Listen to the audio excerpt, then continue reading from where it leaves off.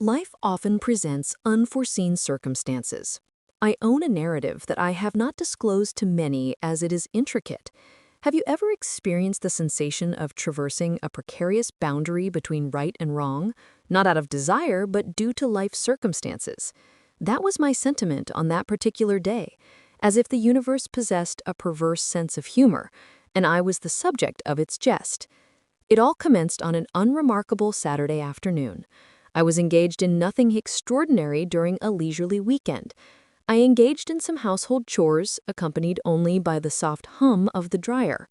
While sorting through my closet to determine items for donation, I discovered an old miniskirt.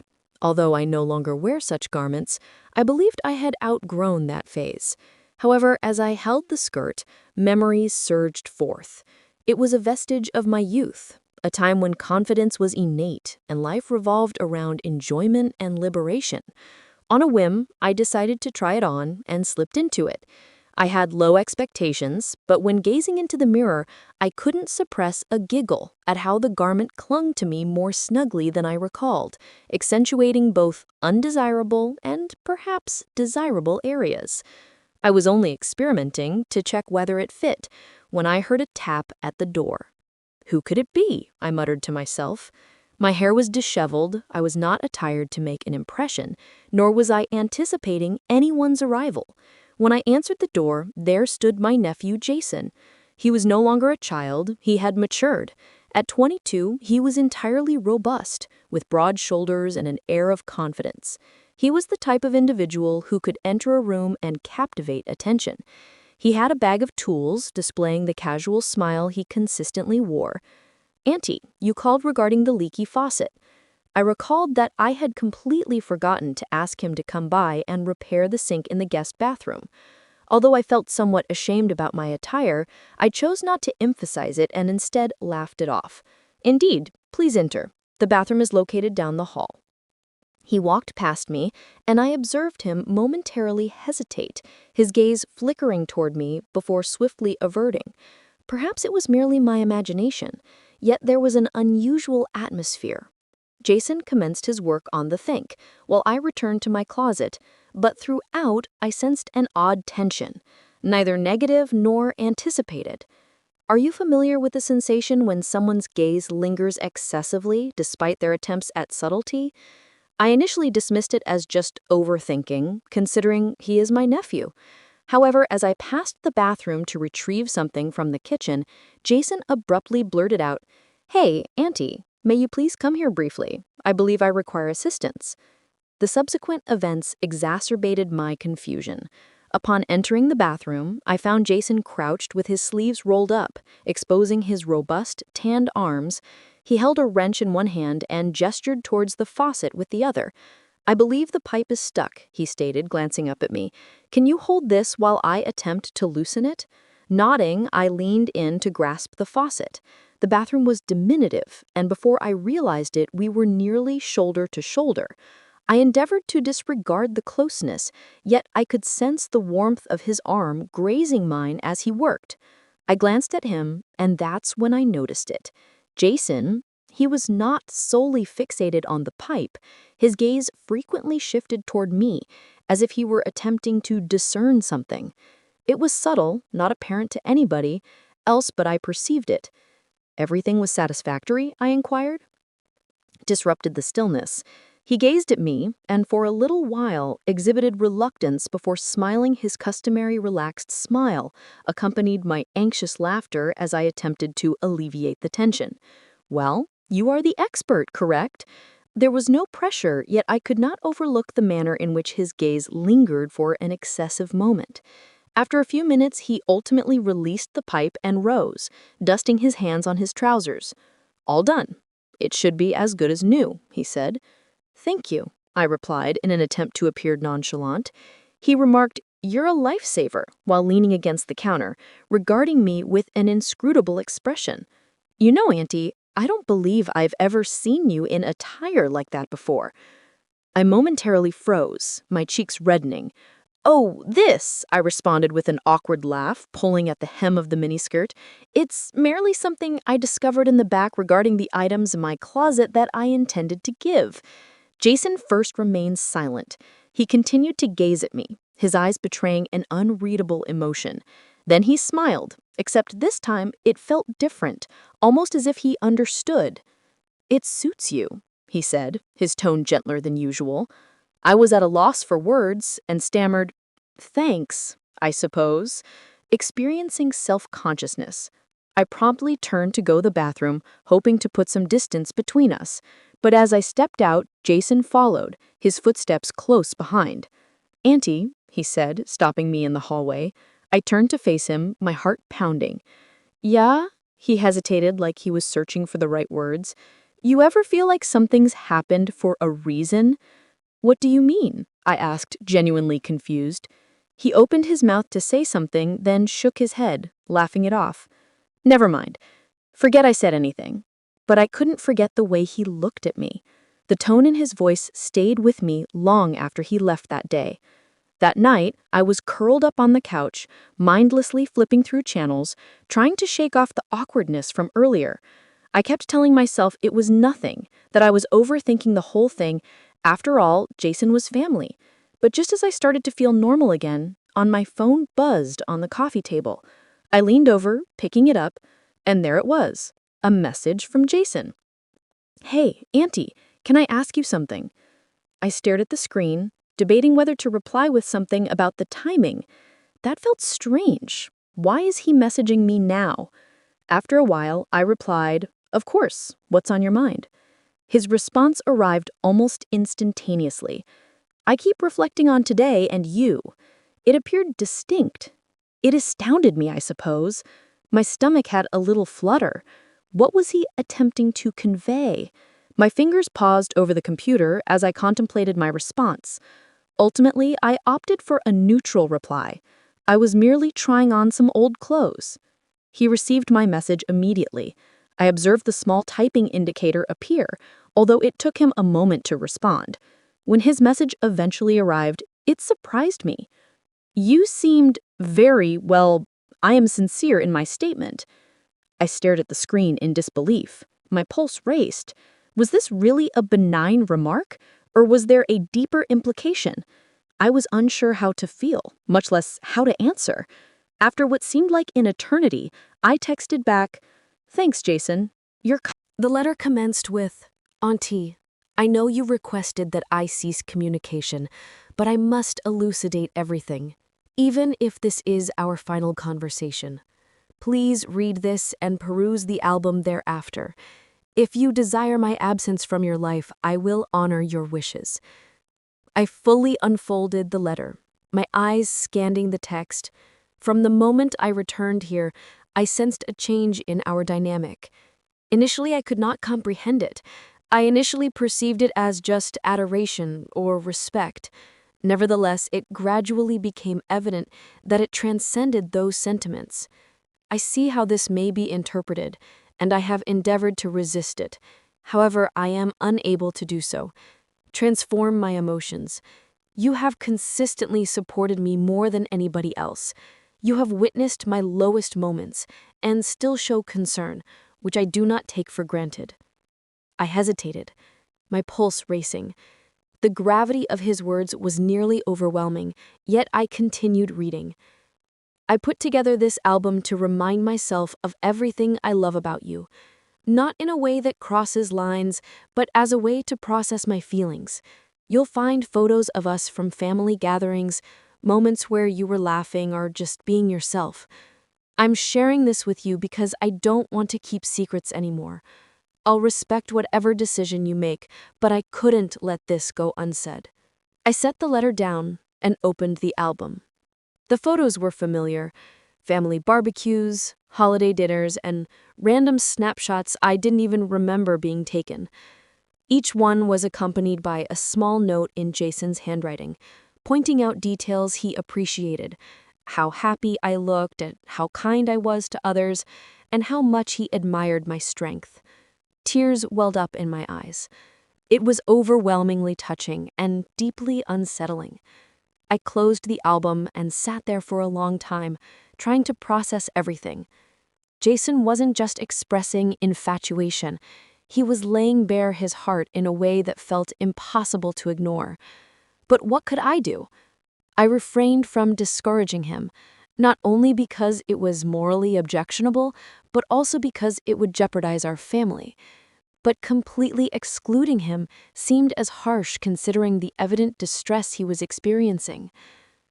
Before I could determine my course of action, my phone buzzed again. Jason sent a message inquiring if I had received the package. He requested confirmation of its receipt and indicated that if I wished for him to leave, I should simply say so, and he would depart by tomorrow. I contemplated Jason's message for what seemed like an eternity, my emotions clashing with my rationality in an uncontrollable struggle. He had placed the decision squarely in my hands, a choice that could irrevocably affect both our lives and our family. I responded, instructing Jason to visit the following day for a discussion. The next morning, he arrived punctually, exhibiting both anxiety and optimism.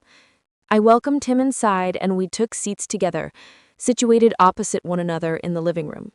The atmosphere was laden with unexpressed sentiments. "Jason," I commenced, my tone resolute yet tender. "I have perused the letter and examined the album.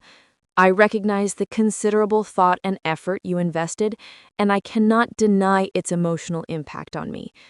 However, we must establish certain boundaries for both our well-being." He acknowledged my words with a nod, though his demeanor remained cautious. "I comprehend. I only required you to be informed, that is all. I am aware of my emotions," I iterated, leaning forward. "I must convey that I love you as family. That is the extent of my feelings. Your emotions towards me stem from appreciation and thankfulness, which is okay, but we must not conflate those sentiments for an alternative. It would ultimately be detrimental to both of us." He gazed at his hands, his expression a blend of relief and melancholy. "I comprehend," he stated softly. "I do not wish to lose you, Auntie. I will endeavor to release this matter." I extended my hand and grasped his, applying a little pressure. "You will not lose me, Jason, but you need to take some time to figure out what's really going on in your heart. Maybe talk to someone who can help you sort through these feelings." He nodded again, and for the first time in days, I saw a flicker of peace in his eyes. We sat there for a while longer, talking about lighter things, his plans for the future, and how he wanted to focus on his career and hobbies. By the time he left, I felt like a weight had been lifted, even if things weren't completely back to normal. Jason kept his promise. He gave us both some space, focusing on himself and seeking help to work through his emotions. Over time, our relationship returned to something closer to what it had been before. Supportive, familial, and unclouded by confusion. It wasn't easy, but we both learned from the experience. I learned the importance of setting boundaries and addressing issues head-on, while Jason found clarity and a sense of self that didn't rely on anyone else. Looking back, I'm grateful we were able to navigate such a difficult situation without losing the bond that mattered most: family. "I am not attempting to ruin your life or complicate matters for you," he stated. "I want clarification on the possibility. If none exists, I shall withdraw." His declaration, "You'll never have to see me again," struck me with the force of a physical blow. The prospect of his severing all connections caused my heart to throb. Yet I saw that perpetuating this situation would only result in further anguish for both Jason and myself. Said I, my voice quivering, "Your family. This is all that it can ever be," he affirmed with a nod. Gradually, his shoulders drooped as he stepped back, saying, "All right, I comprehend. I will refrain from interfering while I observe." As he walked away, I experienced an unusual blend of relief and sorrow, believing that it marked the conclusion and that we could finally progress. However, later that evening, I received a call that disrupted everything. Jason had been involved in an accident. Upon my arrival at the hospital, his words to me altered everything. The call had come late in the evening as I was preparing to retire for the night. My phone vibrated persistently on the coffee table. When I observed Jason's name illuminate on the screen, my stomach sank. But it was not Jason on the line. It was a woman's voice from Mercy General stating, "Your nephew has been in an accident. He has requested your presence."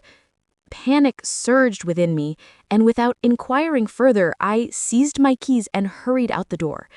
Upon arriving at the hospital, my heart raced. I entered the ER through the swinging doors, surveying the room until I spotted him. Jason lay on a bed, a minor laceration on his forehead, and his arm in a sling. He looked up as I approached, his face pale, yet his eyes retaining their familiar intensity. "What happened?" I inquired, my voice tinged with concern. He offered a faint smile. "It is really a little collision, Jason," I said with irritation. "You caused me much concern." He chuckled gently, then grimaced, clutching his side. He said, "I apologize. I was uncertain whom else to contact." I exhaled audibly, positioning a chair near his bed. I stated, "I am present now. Are you well?" "Indeed." He nodded, his demeanor softening. "Yes, but there is something I must convey to you. Jason, now is not the time," he said, his voice calm despite the vulnerability in his eyes. "I did not contact you just due to the accident. I reached out because I came to a realization. I was perplexed, uncertain of the direction this was taking. What are you—" While discussing the matter, he gazed at his hands, his fingers nervously manipulating the edge of the hospital blanket. As I contemplated the possibility of not surviving, my thoughts were consumed by my deep affection and the realization of my numerous mistakes, along with my desire to avoid losing you. "Jason," I started to express this, but he raised a hand to interrupt. "To prevent my interruption, allow me to express this," he implored. "I acknowledge that I have transgressed boundaries, and I loathe myself for it. But this is not a mere fleeting sentiment for me. I have deeper affection for you than I have for anyone else, and I see its impropriety, yet I am unable to resist it." His words lingered in the atmosphere, weighty and unrefined. I was at a loss for words. A part of me wished to console him, assuring him that everything would be fine. Yet another part recognized that this was not a matter I could remedy with mere kind words. Before I could articulate my thoughts, a nurse entered the room, dispelling the tension. "Visiting hours are over," she stated with a courteous yet assertive smile. I rose, feeling both relieved and inundated. "Get some rest, Jason. We will discuss this later." He nodded, maintaining eye contact as I exited and drove home. I often revisited his statements in my thoughts.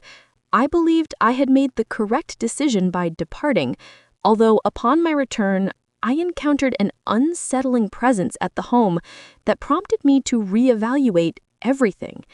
As I approached the house, exuded an unnerving silence. As I navigated the driveway, I entered, removed my shoes, and observed an unfamiliar small package on the kitchen table inscribed in my name in Jason's handwriting. I hesitated before opening it, my hands trembling slightly. Inside, I found a letter and a small photo album. "Compliment is appreciated. I wished it would conclude the matter, although I instinctively saw it would not." He said, "Once again, I am uncertain whether to express this, but I experienced a sensation today. Did you?" My breath felt constricted in my throat. I was venturing into perilous ground, and I was uncertain how to navigate it. Jason was not merely an acquaintance, he was my nephew. Whatever emotions he believed he was experiencing were misguided. However, rather than dismissing him outright, I found myself hesitating, perhaps out of curiosity or a desire to avoid causing him distress. Consequently, I did not respond immediately, and the typing bubble reappeared. I retracted my previous statement to avoid awkwardness, exhaling shakily, feeling both relieved and disconcerted. I reassured myself it was all a misunderstanding, believing he would move on and that normalcy would be restored. As I set my phone down, I sensed that this was merely the commencement of events. The following morning, while I was initiating my day with a cup of coffee, still disheveled, I heard a knock at the door that made my heart race. I was not anticipating any visitors. Upon opening the door, I found Jason standing there with his hands in his pockets. He appeared as nonchalant as ever. Nonetheless, there was a notable change in his mood, as his customary carefree smile was absent, supplanted by a serious face that I did not recognize. I acknowledged Jason, attempting to conceal my astonishment. "What are you doing here so early?" He entered without waiting for an invitation. "I was in the vicinity and thought I would visit." It was a tenuous reason. Jason did not reside anywhere near my area, but I refrained from confronting him. Instead of addressing it, I closed the door and followed him into the living room. He sat on the couch, leaning forward with his elbows on his knees. The air was thick with unsaid tension. "Is everything all right?" I inquired while taking a seat. He gazed up at me, his eyes probing mine, and regarding last night, "I did not intend to cause you discomfort." I exhaled a slight breath of relief, pleased that he was acknowledging the matter. "It is acceptable, Jason. Let us disregard the matter entirely." Nevertheless, he shook his head, asserting that he could not just forget. "Pertain to an ID? I meant what I stated." I became immobilized, uncertain of how to reply. "This is not how family members should communicate, Jason." And I started with caution, stating, "I believe you are mistaken. Your emotions are illusory. It is just a reality," he interjected, his tone resolute yet non-confrontational. "I acknowledge it is erroneous, and I have been indenturing to resist." I attempted to dismiss it, yet my thoughts remained consumed. My pulse raced, and I experienced a blend of emotions: astonishment, perplexity, and a hint of shame. "How did we arrive at this point, Jason?" I implored, my voice quavering. "You must cease this. You are my nephew, and this is inappropriate." He nodded slowly, his eyes cast downward. I understand it is wrong, but I felt compelled to express my emotions, as suppressing them was tormenting me." For a moment, the room was enveloped in silence, save for the faint ticking of the clock on the wall. I was at a loss for words, uncertain how to rectify this situation, or if it was even salvageable. Ultimately, I rose, needing to create distance between us. "Jason, I believe you should depart. We both require time to contemplate this." He gazed at me, his face a blend of remorse and yearning. "Very well," he whispered softly, "but this is not the final discussion we will have on this matter." He departed without further comment, and as the door shut behind him, I had a surge of relief accompanied by a persistent anxiety. As the evening sun cast elongated shadows over the living room, I noticed the edge of an envelope protruding from underneath the front door, and my chest constricted as I approached, fully aware of its sender before I even retrieved it. I opened the paper with shaky hands, my heart racing in my ears. The handwriting was obviously Jason's, neat and methodical, as if each word had been meticulously selected. The message stated, "Auntie, I know you requested my departure, and I respect that, but I cannot feign that these feelings do not exist. I am not requesting anything. I only need you to understand that if you wish for me to distance myself, I would comply without hesitation. Conversely, if there exists even a modicum of reciprocal sentiment, kindly inform me, as I will be waiting for your response." I raised there, staring at the words, uncertain whether to feel anger, flattery, or fear. A multitude of ideas raced through my mind. Is he serious? Is it possible for him to... I felt this way? Yet part of me hesitated to discard it entirely. I folded the paper and concealed it in a drawer, out of sight but not out of mind. I convinced myself that I would not react and that ignoring him was the optimal course of action. But deep inside, I saw that this was not concluded. Later that night, as I attempted to sleep, my phone vibrated once again. Jason was the individual. "Jason, I understand I previously said I would not disturb you, but I want confirmation of whether you received my message." I gazed at the message, contemplating a response. Ultimately, I replied, "Yes, I received it, but Jason, this must cease." His answer was quite instantaneous. It is detrimental to both of us. I will cease if you desire. Please inform me if you harbor any feeling for me, even a little. My fingers poised over the keyboard. Admitting anything would exacerbate the situation, and denying it felt disingenuous. Consequently, I responded, Jason, you're my nephew. That's all I can say. It was not the answer he desired, but it was the only one I could provide. The following morning, I arrived at work, eager to divert my attention from recent events. My job served as my sanctuary, a realm where I could focus on tasks and leave personal issues behind. However, as I sat at my desk sorting through emails, I experienced an unsettling sensation, as if someone were watching me. I looked up and froze. Jason stood just outside the office window, his hands buried deep in his pockets, appearing both conflicted and resolute. What was he doing? I murmured under my breath, feeling my chest constrict. I promptly excused myself and stepped outside before he could enter and exacerbate the situation. Jason, what are you doing here? I inquired, attempting to maintain a composed tone. I needed to see you, he said, with a quiet yet earnest tone. You did not respond to my inquiry last night. Jason, I have previously conveyed that this situation is unhealthy. We cannot continue this dialogue. Yet you did not refute it, he remarked, approaching closer. You did not mention you... I felt nothing. As I stepped back, my hands clutching the strap of my bag. This isn't about emotions, Jason. It's about morality. Whatever you perceive this to be, it is incorrect. He sighed, raking his hand through his hair. I recognize its wrongness. I've reminded myself countless times, yet I cannot govern my feelings. His words lingered, dense and unquieting. I was at a loss for words, uncertain how to rectify this situation, or if it was even possible to get him to stop. I can hear the voice say it, and yet something inside me doesn't believe it. Is this really happening? I don't believe this was possible. He looked so unmovable. I do not believe it was possible. I do not believe he could come here. Unquestionably, I did not believe this means that this person should be here.